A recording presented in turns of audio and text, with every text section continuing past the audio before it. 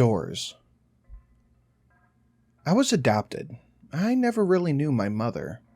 Rather, well, I did know her at a time, but I left her side when I was just too little to be able to remember. I loved my adopted family, though. They were so kind to me. I ate well, I lived in a warm and comfortable home, and I got to stay up pretty late. Let me tell you about my family first real fast.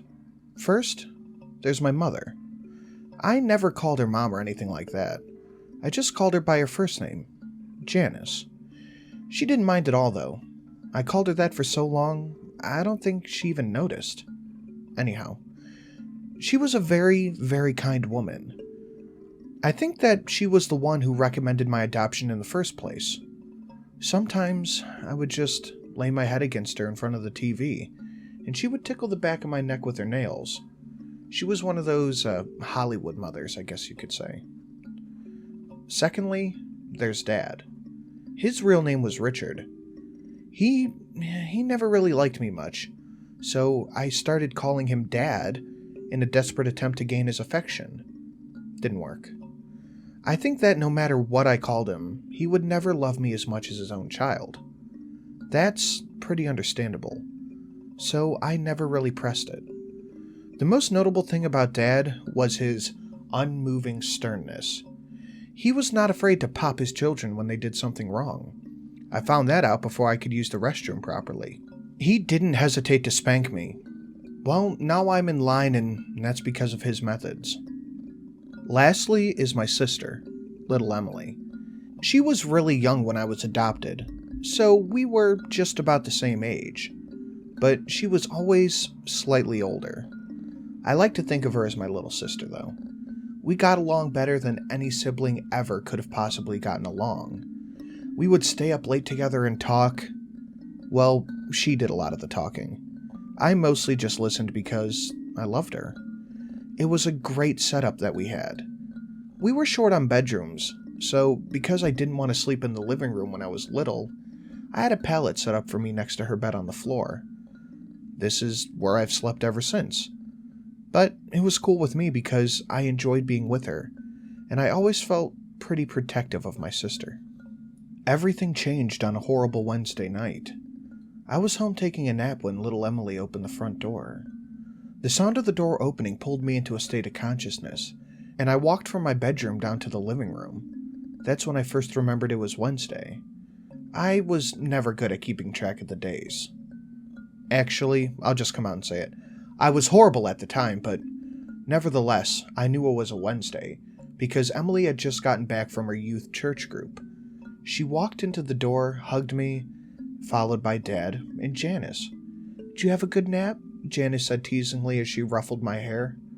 I shook my head and snorted in a manner that was clearly teasing her back. Dad said, "Don't snort at your mother like that," with gruff authority. He shut the door behind him and hung up his coat. I was clearly joking, I growled under my breath. He must not have heard me because I didn't feel him smack me. Emily then proceeded to our room. I followed her. She started telling me about her day. You know, usual teenage girl stuff. But I listened so that she would feel better. After her summary, she suggested that we went and watch TV. I obliged and jumped onto the couch just as she was going for the remote. She rolled her eyes at my little brother-like immaturity, scooted me over and sat down. The TV turned on and we watched it together until the sun went down. Emily was that kind of girl. Instead of just watching cartoons and soap operas, she would rather watch Discovery, The Animal Planet, and National Geographic. And those I liked too, so I didn't mind actually. Those are the only channels that could really hold my attention. So it started getting late and Janice came up behind the sofa. "Emily, it's past your bedtime. Turn off the TV and go to your room. You too." She pointed at me. Emily turned off the TV program that we were watching and begrudgingly stood up. She started down the hallway to our room. As I followed her, I couldn't shake the feeling that something wasn't right. We went into our room and Emily turned off the light. Just as she did, I caught the flash of movement out of the corner of my eye. It was just outside the window.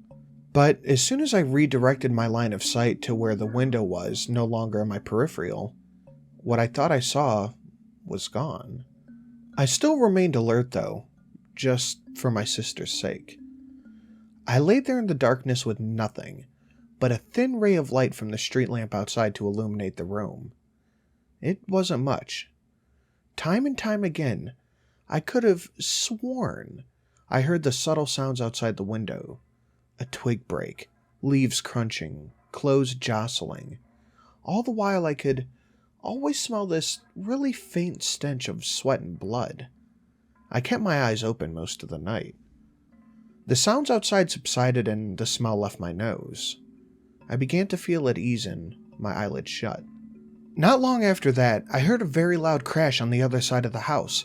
I was up in an instant. "There's someone in the house!" I barked, with extreme adrenaline coursing through me. "Wake up!" I pleaded shrilly with Emily. She did. As soon as I saw her sit up, I ran to the parents' room. Dad was dead. His neck was splayed open and a huge amount of blood spilled out of it, off the bed and onto the floor.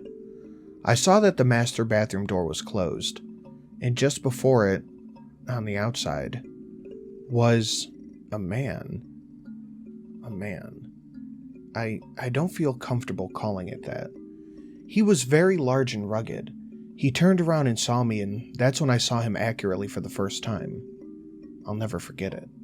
His eyes were large and beady and just trapped with lust. He was styling a beard that was badly unkempt and dripping blood. His clothes were dirty and his face was cold. Just then, I noticed the same horrid smell of blood and sweat from earlier. But this time, it was just overwhelming. He saw me. He saw me and he grinned with a set of yellow crooked teeth. That smile threw me off. I thought that I was gonna die. But then he turned back to the bathroom door, completely unperturbed by my presence. I was terrified and didn't know what to do. I just cried and screamed and yelled. I watched as he shouldered the door that was Mom's only protection. I watched as he raised the large razor that he was carrying, but had obviously neglected to use it properly. I watched as he sliced her open and tore her to shreds. Then I heard something. It was the last thing I ever wanted to hear. It was Emily's scream coming from behind me. The large monstrosity looked up from my butchered mother and stared at my little sister. I was distraught, to say the least. He stood up and quickly started walking towards us. My sister turned around and ran. I was at a loss when he bypassed me and went straight for her. Why was she still in the house? Had she not assessed the situation and ran? Apparently not. And now she was dead, and I was alone. I ran after both of them. I expected the man to kill her just as he did the rest of my family. But I was sadly mistaken. He grabbed her by the arm and jerked her in a way to make it clear that he was the one who was in control. He dragged her through the house. I was making all types of noise now, as much as I could, hoping and praying that someone could hear me and come to my aid. He couldn't take her. Not her. As he passed me, I backed myself against the wall and just whimpered in terror. Why? He didn't respond except putting his free hand on my head, all the while Emily screamed in the other. All he said was, "Good boy." He gave me another crooked grin and a very cold, unnatural laugh. I followed him to the door where he dragged my helpless sister after him. He opened it, pulled her out, and slammed it shut behind him. I'm now sitting in the house, alone, with my mutilated, adopted parents, shivering and whimpering with dismay. He's out there, with her, doing who knows what to her, and I can't do anything. I would if I could, but I can't. I would chase after them in a heartbeat, but I can't. I'm just sitting here, looking at the front door. I look down at my paws. If only I could open doors.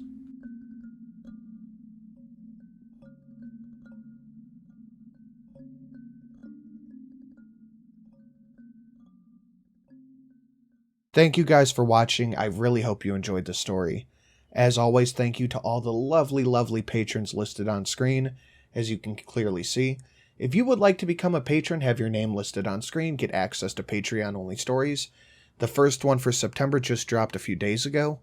You just go down to Patreon, down in the description, and check out the different tiers and rewards. So let's thank the patrons. Dan R., Paul Z., Cody V., Chaos X, Mr. Swiston, Official Jerboa, JY Pyromancer, Hayden MH, Ethan A., Dark Side of the Bear, Daniel H., and Maximilian Charles P. Thank you so much. Guys, I really appreciate it. I hope you enjoyed this one.